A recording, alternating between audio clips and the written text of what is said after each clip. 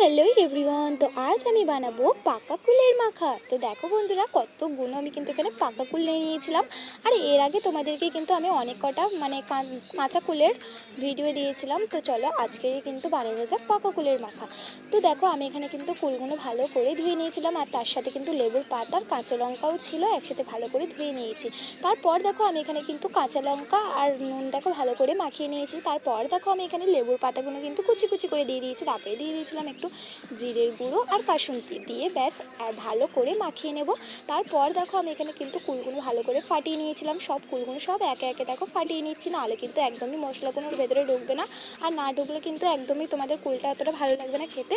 তো যাই হোক, তারপর দেখো আমি কিন্তু মাখানো কিন্তু কমপ্লিট হয়ে গেছে। আর তোমাদের দেখে কার কার জিভে জল আসছে অবশ্যই কমেন্ট করে জানিও।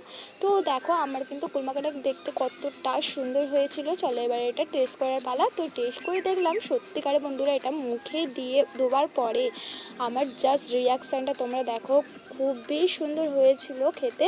আর তোমরা বাড়িতে অবশ্যই ট্রাই করো। আর এটা বেশ হয়েছিল ঝাল ঝাল টক টক। তো আজকের মতো